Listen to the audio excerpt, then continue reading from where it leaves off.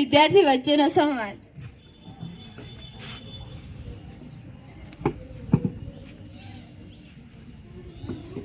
બાળકો, આજે આપણે એવા મહાન સર્જનને યાદ કરીશું જેમણે પોતાના શબ્દો વડે આ સમાજને માર્ગદર્શન આપ્યું. તો તમે મને એ જણાવો કે તમે કયા મહાન સર્જક વિશે જાણવા માંગો છો?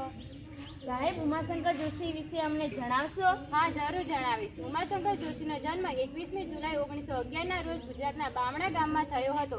તેઓ નાના હતા ત્યારથી જ અભ્યાસ અને સાહિત્યમાં રસ ધરાવતા હતા. તેમણે ગુજરાતી સાહિત્યમાં શું યોગદાન આપ્યું? તેમણે કવિતા, નિબંધ, વાર્તા અને નાટ્ય ક્ષેત્રે અમૂલ્ય સર્જન કર્યું છે. તેમની રચનાઓમાં માનવતા, પ્રેમ અને જીવન મૂલ્યનો સંદેશ મળે છે.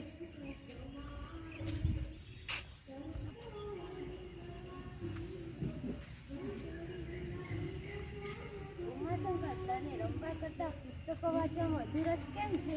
માં, પુસ્તકો મને નવી દુનિયાની ઓળખ કરાવે છે. શબ્દોમાં ખૂબ શક્તિ હોય છે.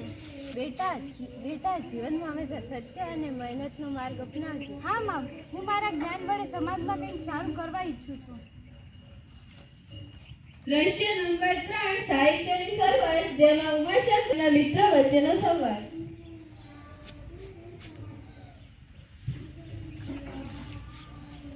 ઉમાશંકર, તારા વિચારો અને લખાણમાં તો કંઈક અલગ જ વાત લાગે છે. મને લાગે છે કે સાહિત્ય માત્ર શબ્દ નથી, પરંતુ માણસના વિચારો અને તેમને દર્શાવવાનું પ્રતિબિંબ છે. તું તો મોટો કવિ બનશે એવું મને લાગે છે. મારી ઈચ્છા છે કે મારા લખાણથી લોકોને સારા વિચારો મળે. દ્રશ્ય નંબર 4, શાળામાં ચર્ચા, જેમાં પુસ્તકાલયના અધિકારી અને વિદ્યાર્થીઓ વચ્ચે સંવાદ.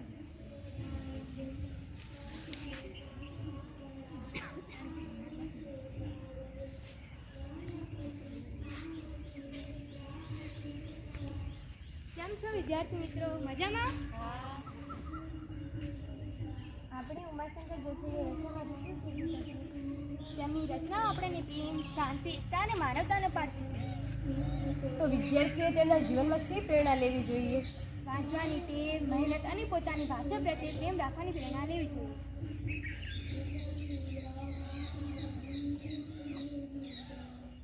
દ્રશ્ય નંબર 5, ઉમાશંકર જોશી સાથે મુલાકાત, જેમાં વિદ્યાર્થીઓ અને ઉમાશંકર જોશીનો વાર્તાલાપ.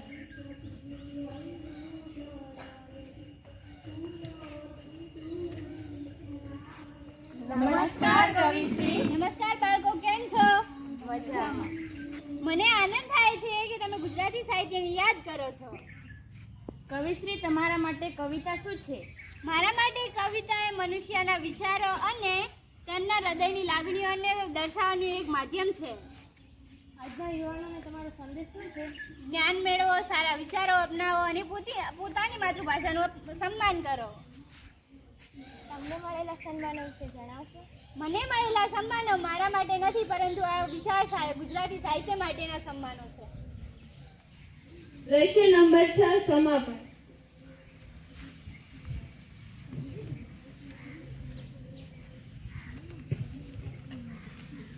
ઉમાશંકર જોશીનું સાહિત્ય આજે પણ પ્રેરણા આપે છે. ચાલો આપણે સૌ સાથે મળીને સંકલ્પ કરીએ કે ગુજરાતી સાહિત્યનો હંમેશા આદર કરીશું. મિત્રો, મહાન વ્યક્તિનું વ્યક્તિત્વ તેના વિચારો અને કાર્યોથી હંમેશા જીવંત રહે છે. તો એવા આજના આ ઉમાશંકર જોશીનું નામ આપણા ગુજરાતી સાહિત્યના આકાશમાં હંમેશા ઝળહળતું રહેશે. બસ અસ્તુ. જય હિન્દ, જય ભારત. ખૂબ જ સરસ. બહેનોને વળી પાછા આપણે તાળીઓના ગડગડાટ સાથે વધાવી લઈશું. ઓછા સમયની અંદર સારી રજૂઆત આપણે